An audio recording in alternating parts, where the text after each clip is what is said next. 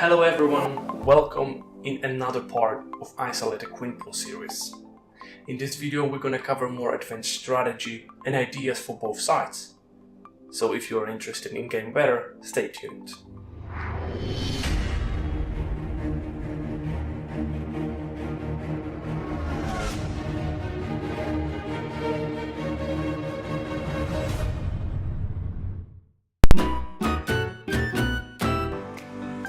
The first example is a game that has been played in 1985 between Garry Kasparov and Anatoly Karpov, so pretty strong players.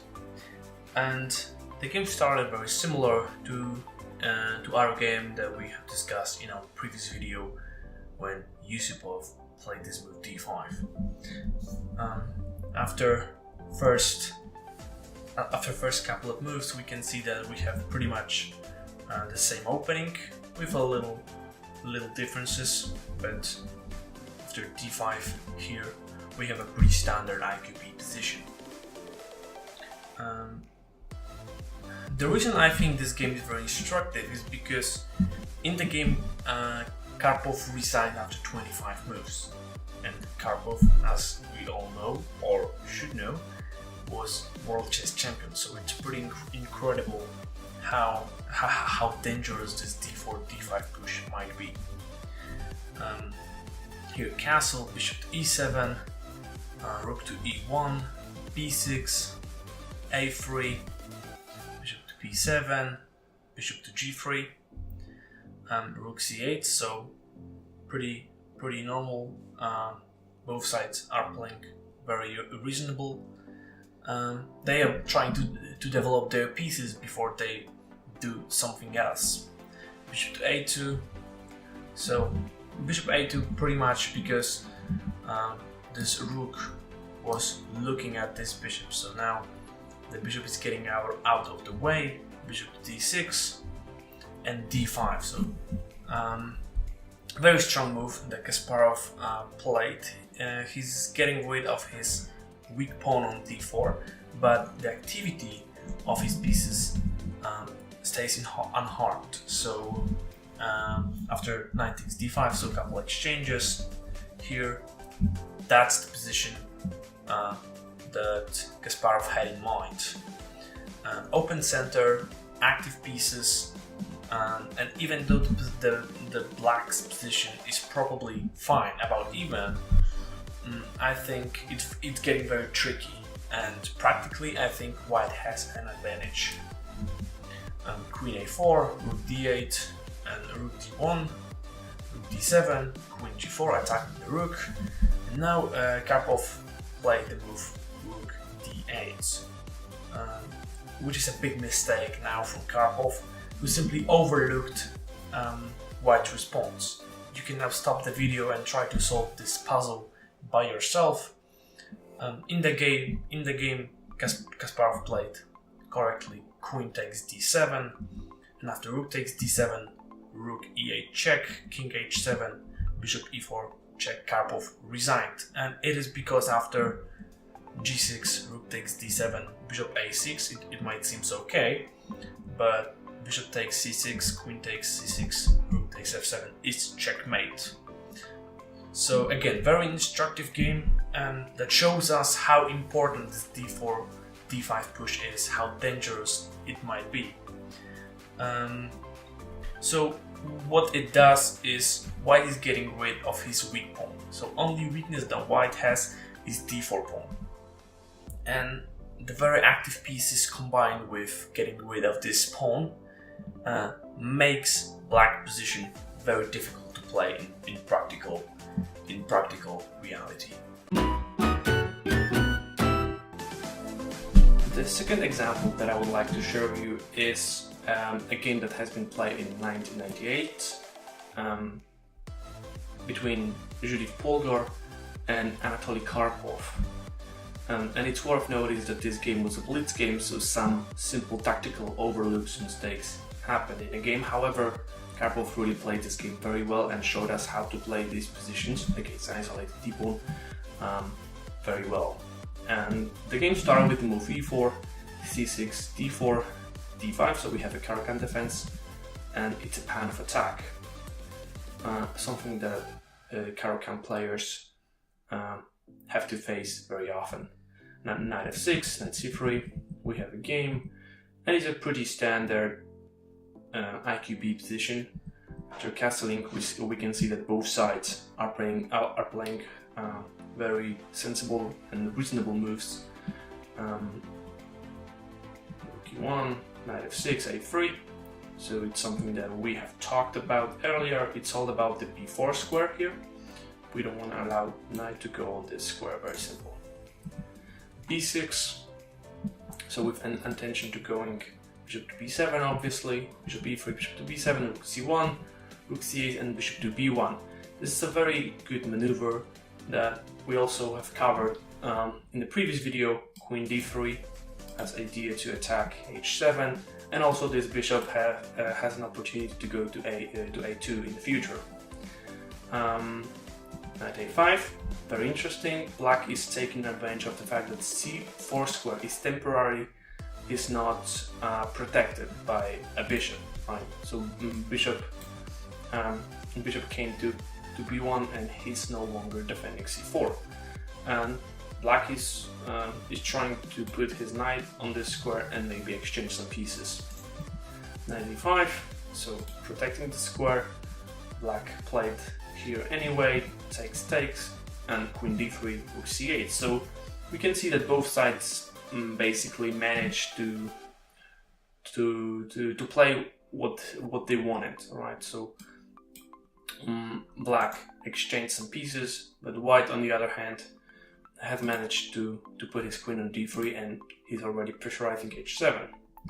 Now bishop to g5, simple threat, taking here, taking on h7, g6 probably the only defense, and bishop to a2. So yeah, we have talked about this as well. As soon as black plays g6, white is moving his bishop to a better diagonal. Rook c7, something that is new to us, but it's a very typical maneuver. Rook c7 and rook d7 to pressurize d4 even more. This is a very good plan in many IQB positions, so it's good to bear in mind. Rook d1, knight d5, block the pawn, exchange pieces, logical. Bishop h6, white does not want to exchange pieces. Rook e1, knight b5, attacking both pawn and rook. Rook d7, knight takes a7, and bishop to g5. So we can see that white grabbed the pawn, but his knight is really badly placed. Because of that, black can try to attack the d4 pawn, and he's starting with exchanging the dark square bishops. So bishop to g5, bishop takes g5, queen takes g5. Now this pawn cannot be protected with the bishop anymore. Queen to g3, so white is pawn up, is trying to exchange queens. Karpov says no thank you. Queen f6, knight to b5, and knight f4. Very aggressive but necessary move, attacking g2 square and putting more pressure on d4.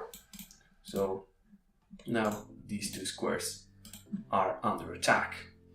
White decided to play the move knight c3 with idea of going knight to e4 to block this diagonal for the bishop.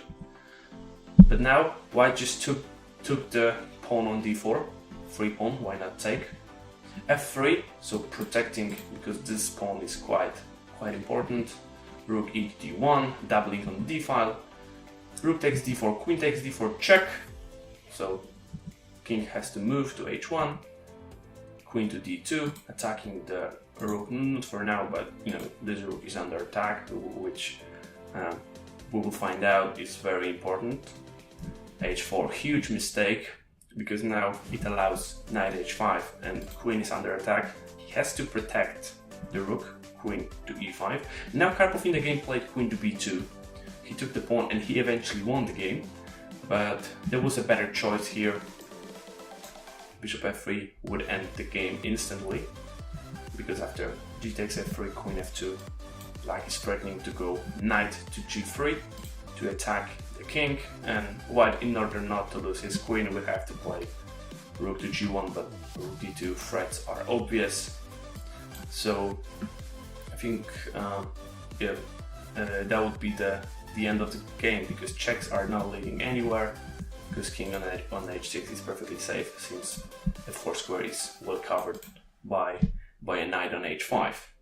So another very instructive and good game from Black's perspective of how we should be dealing with isolated d-pawn. As in the previous video, it's time for a quick summary of all the things that we have learned about isolated d-pawn. First, when we play as the side with isolated d-pawn, we have a complicated position. Because yes, indeed, we have a weakness on d4, but we also have a lot of compensation.